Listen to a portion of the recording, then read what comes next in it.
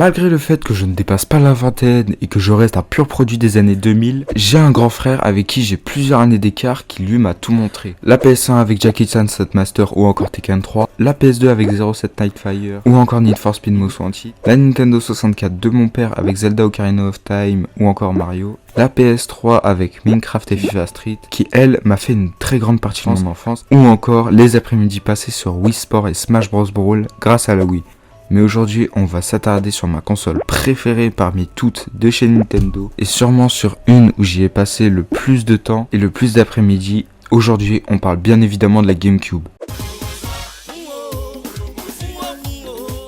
FIFA Street, développé par EA Canada et sorti en 2005, c'est selon moi un des FIFA les plus sous-cotés. Toutes les après-midi après l'école que j'ai passé à jouer avec mon perso en mode carrière, un mode carrière qui permettait de débloquer de nouveaux terrains ainsi que de nouveaux joueurs que l'on peut ajouter à notre équipe. Et franchement, pour un FIFA Street, c'était un mode carrière plutôt complet. En plus, on avait une équipe du Brésil qui était incroyable, Rivaldo, Ronaldinho, R9, Roberto Carlos ou encore Dida, tous des joueurs qui ont marqué le football. On peut notamment créer notre équipe à partir des différents joueurs du jeu, ce qui rend une équipe incroyablement cheatée, et ça rend la tâche de gagner à votre adversaire beaucoup plus difficile. Pour finir, on a notamment une bande son qu'on trouve géniale, ainsi que Cool Chain qui commande les matchs dans la version française. Ah, ils sont trop bons, ces Brésiliens, t'es fou quoi, c'est un autre niveau.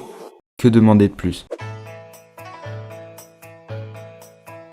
Zelda Wind Waker est selon moi le meilleur Zelda. Vous pouvez essayer de venir attraper ma veste, mais normalement j'ai pas besoin d'en dire plus. Développé par Nintendo, il est selon moi leur bijou sur la GameCube. Ce Zelda nous présente une direction artistique incroyable, on a un univers riche ainsi qu'une histoire géniale. Désolé, mais vous savez, j'adore One Piece, je suis un bandeur de pirates, mais en plus l'histoire se passe avec des pirates sur l'eau. Bon, le remaster est clairement mieux sur ce point-là, car il y a l'ajout de la voile rapide qui rend les trajets entre les îles beaucoup moins longs. Mais en dehors de ça, Wind Waker reste pure masterclass et est sûrement un des meilleurs jeux de la licence, qui pour l'anecdote ne devait même pas sortir et n'était même pas apprécié par Miyamoto, le père de Nintendo. Selon moi, ce Zelda est une pépite, sachant que le remaster est encore mieux, je ne pouvais pas ne pas l'introduire dans cette vidéo.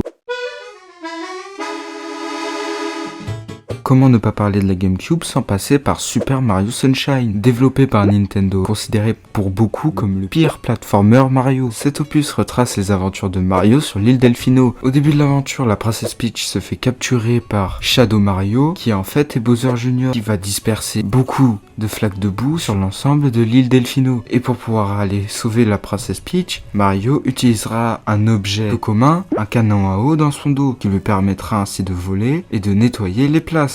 Mais cet élément fait en sorte que ce jeu est très compliqué, de par son canon à eau, mais notamment à cause de sa caméra. La difficulté va faire en sorte que beaucoup de fans de la licence Mario vont penser que ce jeu fait partie des pires. Selon moi, c'est plutôt l'inverse. Cette difficulté doit être prise en compte justement dans les critiques, car l'ajout du canon à eau doit aussi compter comme un point fort du jeu. On a un gameplay qui, pour la première fois depuis la création de la licence Mario, se renouvelle. Et donc selon moi, ce jeu fait littéralement partie des meilleurs platformers Mario. Il paraît en Europe en 2002, connaîtra un grand succès, car ce jeu, avec un peu de patience, peut très vite devenir incroyable. Et ne parlons même pas de la catégorie speedrun, qui fait prendre au jeu une toute autre dimension. Et pour le coup, ce jeu, selon moi, est si bien grâce à sa difficulté et à son gameplay. Car oui, voici à quoi ressemble une manette de GameCube, et c'est grâce à ce joystick que l'on utilise le canon à eau. Quasiment tous les boutons sont exploités et c'est ça qui est génial. Donc franchement, si un jour vous en avez l'occasion sur un émulateur, replongez-vous dedans. Encore plus si cet opus vous avez laissé un amer souvenir, car selon moi il en vaut le coup. Smash Bros Melee, développé par HAL Laboratory, est pour beaucoup considéré comme le meilleur Smash Bros, sûrement d'un aspect compétitif, car il présente un gameplay ultra nerveux avec une gravité hyper lourde qui donne un aspect ultra technique et skillé à jouer. On dispose d'un assez bon roster, je trouve, beaucoup de licences sont présentes et franchement ça fait plaisir, mais surtout imaginez que vous pouvez faire combattre Mario contre Pikachu en passant par Star Fox ou encore Metroid. Même si ce n'est pas le meilleur jeu de la licence selon moi, il reste un Smash Bros incroyable à jouer. On peut passer plusieurs après-midi à déglinguer tout le monde, car vous ne faites que spam avec votre perso. Et croyez-moi, c'est une sensation unique. Et ce jeu est beaucoup plus stressant qu'il en a l'air. Car oui, malgré que ce soit dans l'univers Nintendo, ce jeu casse la barrière du tout est mignon et tout est beau. Donc franchement, laissez-vous tenter, installez-le sur un émulateur et essayez de voir. Franchement, je trouve ce jeu incroyable. Mario Kart Double Dash est encore une masterclass de la GameCube. On peut également y retrouver l'un des meilleurs Mario Kart jamais sortis. À part si vous êtes né hier, normalement j'ai pas besoin de vous le présenter. La spécificité de ce Mario Kart est que l'on dispose de 2 personnages sur le kart. C'est notamment la première apparition du double objet, la possibilité de pouvoir garder 2 objets dans sa main, mais notamment la seule apparition de la grosse peau de banane, ou encore l'avant-dernier du faux cube. Mais la première apparition du meilleur personnage jouable, Roi Boo. Et osez me dire le contraire, mais franchement, regardez-le, il est génial, il est beau, il a une petite couronne, il est parfait. Mais on a en plus beaucoup de circuits jouables qui sont géniales, ce sont les maps les plus mythiques des jeux Mario Kart. Avec Mario Kart Wii, on a également un mode bataille très complet, avec de nombreuses maps que j'aimerais retrouver sur le jeu sur Switch. Donc franchement, si vous n'avez jamais joué à ce Mario Kart, laissez-vous tenter, installez un émulateur, car franchement c'est une pépite, et il en vaut le détour. Mario Smash Football, si vous avez joué à sa version sur Switch, sachez juste que l'opus sur GameCube est 100 fois mieux et a un gameplay beaucoup plus agressif. Pour le coup, ça faisait bizarre de voir un jeu Mario avec un ton aussi sérieux et sombre. Il suffit de penser à la map de l'usine ou encore à l'équipe Omega que l'on débloque en gagnant une coupe, mais honnêtement je pense que c'est ça qui m'a fait adorer ce jeu. Une direction artistique un peu grossière casse la barrière du monde tout beau et tout gentil de Mario, qu'on ne retrouve pas d'ailleurs sur le dernier opus sur Switch. Je trouve ça dommage, mais ce rendu moins soigné était sûrement voulu, et je trouve que justement ce rendu est génial. De plus, on a beaucoup de personnages jouables, et comment peut-on parler de ce jeu sans parler des super frappes ?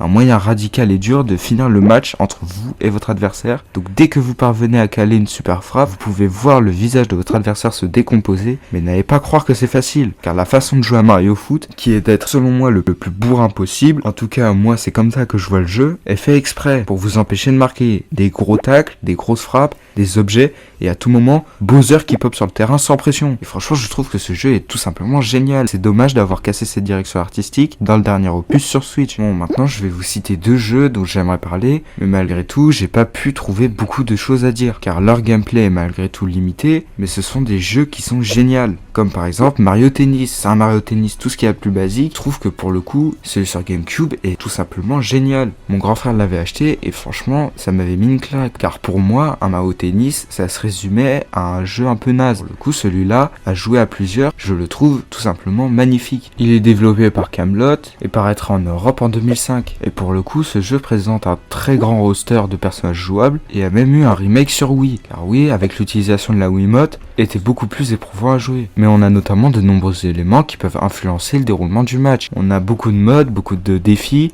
et qui, je trouve, rend ce jeu si bien. Et pour le coup, ce jeu est génial à jouer à plusieurs. Mais en plus de Mario Tennis, on a également le jeu du film Madagascar. Bon, laissez tomber, les jeux en référence à des films, c'est un délire pour mon grand frère, achète plein. Honnêtement, je pensais pas qu'un jeu sortant d'un film Madagascar pouvait être aussi bien. Honnêtement, et je vous parle sérieusement, ce jeu m'avait surpris à l'époque, car il y avait une mission sur un bateau avec les pingouins qui était super. Mais bon, après c'est ma nostalgie qui parle, car ce jeu présente énormément de défauts. C'est un jeu où on devait s'échapper de différents endroits, et je l'avais trouvé super bien. Après j'étais petit, il faudrait que je me le refasse aujourd'hui pour me rendre réellement compte. Il était soigné pour l'époque, et nous présentait des mécaniques pas dégueu du tout. C'est le petit jeu troll de la liste, et pour le coup, je vous assure qu'il était vraiment bien. En tout cas, ce jeu signe la fin de cette vidéo. J'espère que cette vidéo vous aura plu. J'essaie de vous parler un maximum d'une de mes consoles préférées. Et si vous voulez me voir jouer à certains jeux sur cette liste, vous pouvez me rejoindre sur Twitch, au Taikuro. Je stream quand je peux sur un peu tout. N'hésitez surtout pas à me rejoindre là-bas. Ou également sur Twitter. Tous les liens sont en description.